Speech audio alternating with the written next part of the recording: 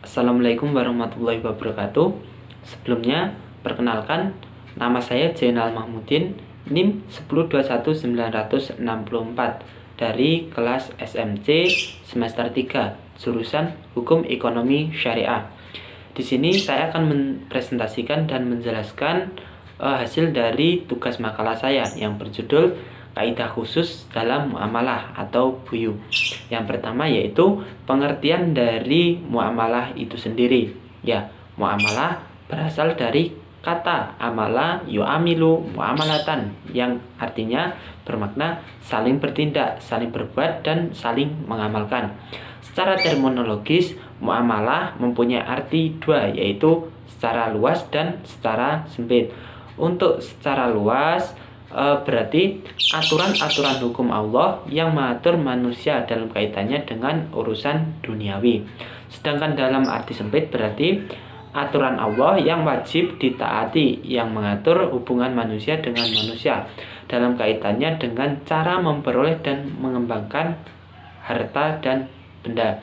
Sedangkan muamalah dalam arti umum yaitu hubungan antara manusia baik sebagai keluarga maupun pasangan suami istri.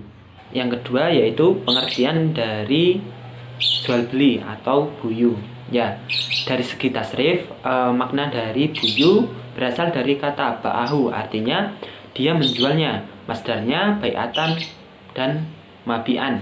Isim maf'ulnya yaitu mabi', artinya sesuatu yang dijual.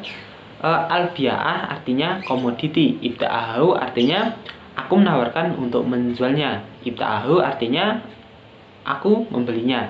Sedangkan menurut istilah buyu atau jual beli yaitu sesuatu perjanjian tukar menukar benda atau barang yang mempunyai nilai secara sukarela di antara kedua belah pihak. Yang satu menerima benda dan pihak lain menerima sesuatu dengan perjanjian atau ketentuan yang telah dibenarkan oleh syara dan disepakati.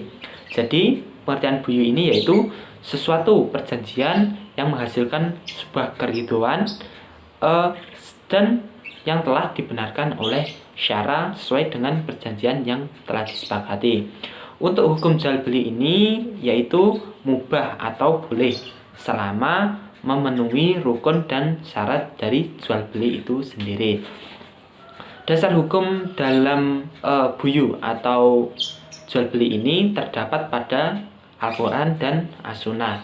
Untuk Al-Quran terdapat pada Al-Baqarah ayat 275 yang berbunyi wa akhallallahul bai'a wa harramar riba, yang artinya bahwa padahal Allah telah menghalalkan jual beli dan mengharamkan sesuatu yang dapat menjerumus kepada riba.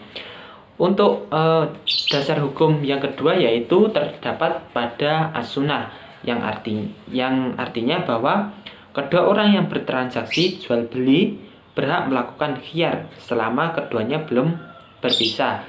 Jika keduanya jujur dan terbuka, maka keduanya akan mendapatkan keberkahan dalam jual beli.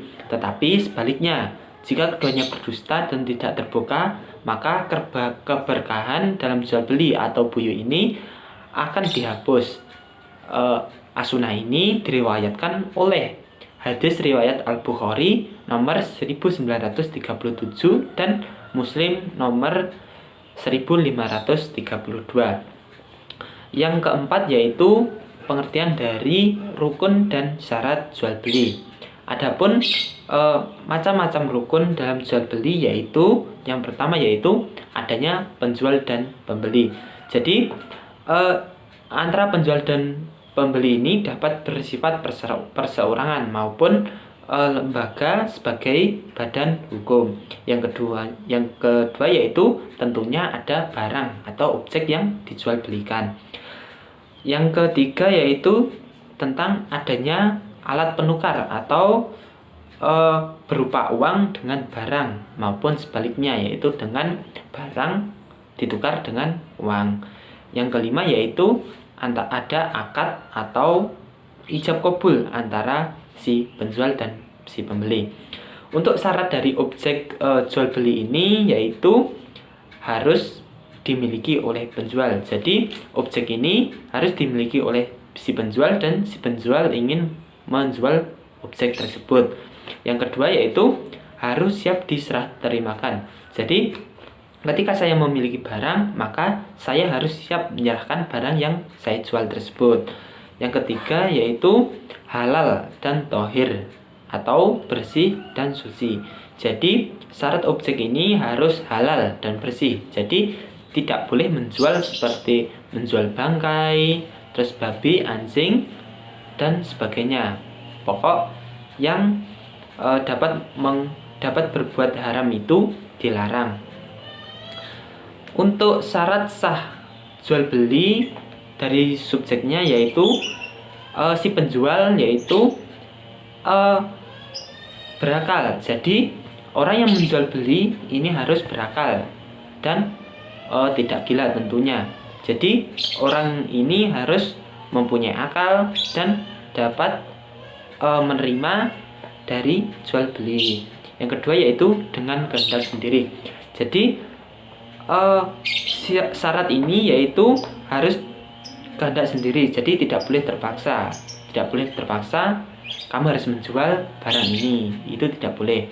Yang ketiga yaitu keadaannya tidak mubazir. Jadi ketika saya membeli barang tetapi barang saya di rumah sudah banyak, itu tidak boleh membeli lagi karena itu dapat berbuat barang tersebut menjadi mubazir. Dan yang keempat yaitu balik. Jadi orang yang bertransaksi ini harus sudah dewasa atau sudah balik. Dan yang terakhir yaitu harus diketahui kadar barang dan harganya. Jadi ketika ingin membeli sesuatu atau ingin bertransaksi harus melihat dulu kadar barang, seberapa besar barang yang akan dibeli, seberapa bagus kualitas, dan tentunya dengan harganya seberapa juga. Yang poin kelima yaitu jual beli yang dilarang dalam Islam. Islam tentunya sangat banyak jual beli yang dilarang. Tentunya agar ini dapat membuat kebaikan kepada si penjual dan si pembeli. Untuk objek yang dilarang dan tidak sah menurut Islam seperti halnya yaitu jual beli barang haram, seperti jual beli miras, anjing, babi, sabun, narkoba, dan lain sebagainya.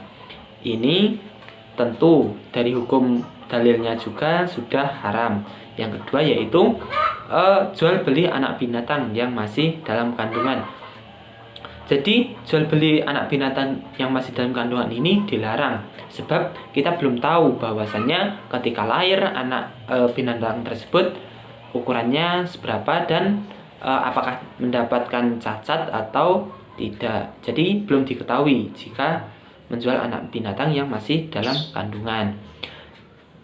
Selanjutnya yaitu jual beli barang untuk maksiat. Jadi jual beli barang untuk maksiat ini dilarang, seperti halnya menjual kartu untuk bermaksiat dan mendatangkan sebuah kemudaratan. Yang terakhir yaitu tentang jual beli barang samar. Ya, jual beli barang samar ini seperti halnya ketika saya ingin membeli barang tersebut tapi saya belum melihat objeknya dan objek atau barangnya tersebut masih di tangan orang lain. Itu beberapa contoh jual beli yang dilarang dalam Islam. Yang selanjutnya yaitu tentang kaidah-kaidah buyu atau jual beli dan contoh dari penerapannya. Ya, kaidah khusus yang berhubungan dalam hal ekonomi tentunya sangat banyak, tapi saya ambil dari beberapa sumber dan saya kumpulkan menjadi satu, tetapi masih belum lengkap. Ya, kaidah yang pertama yaitu artinya pada dasarnya hukum asal dalam semua bentuk muamalah adalah boleh dilakukan kecuali ada dalil yang mengharamkannya. Jadi di sini semua jenis jual beli itu boleh dilakukan, tetapi dilarang ketika ada dalil yang mengharamkannya. Contohnya jual beli barang haram seperti anjing, babi, dan lain-lain itu sebenarnya boleh, tetapi ini ada dalil yang mengharamkan sehingga jika tetap dilakukan maka tidak boleh dan tidak sah. Kaidah yang kedua yaitu Artinya, hukum asal dalam transaksi adalah keriduan kedua belah pihak yang berakad. Hasilnya adalah berlaku sahnya yang diakadkan. Untuk contoh penerapannya dalam kaidah ini yaitu ketika terjadi pada suatu akad sudah saling meridhoi, tetapi salah satu pihak merasa tertipu atau ditipu, maka akad tersebut tidak sah atau batal. Kaidah yang ketiga yaitu akad yang batal tidak menjadi sah karena dibolehkan. Jadi di sini semua akad yang batal dalam hukum Islam dianggap tidak ada dan tidak pernah terjadi. Contohnya ini adalah terusan dari kaidah yang kedua. Jadi ketika kita membeli sesuatu tetapi kita dirasa dirugikan dan kita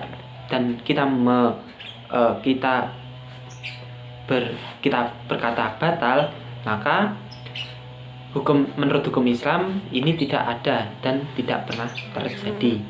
Kaidah yang keempat yaitu tentang apabila suatu akad batal, maka batal pula yang ada di dalam tanggungan.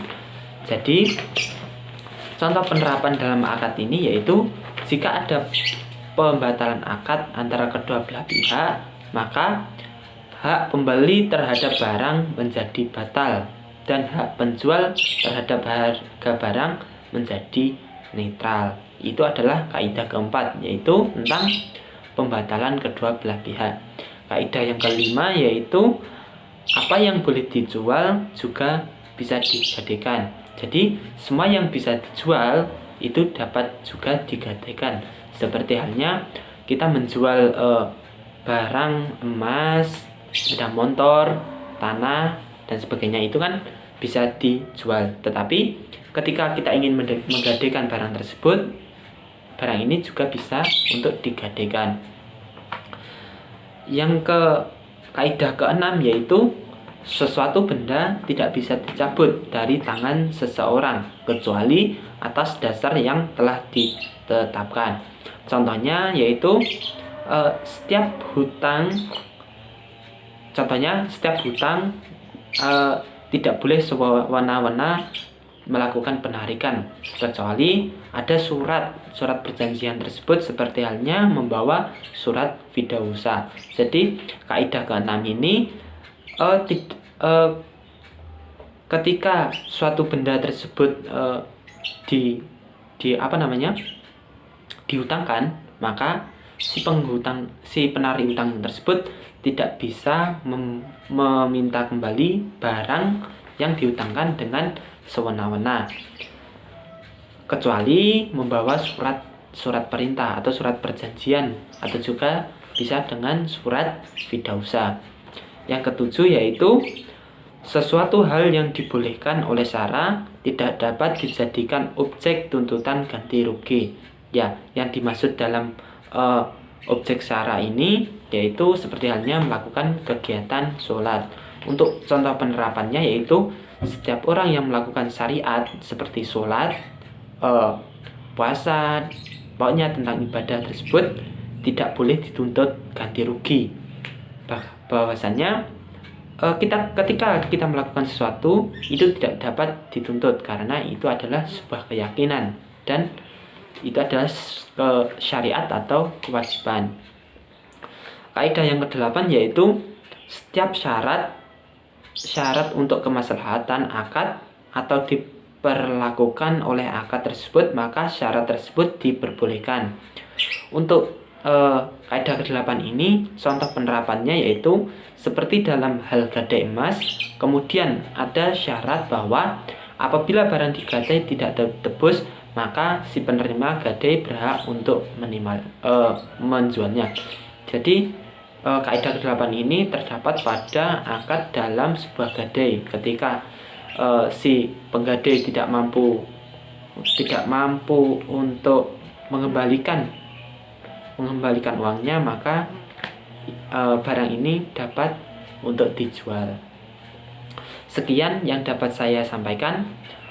Apabila ada kurang lebihnya, saya mohon maaf. Akhiran, wassalamualaikum warahmatullahi wabarakatuh.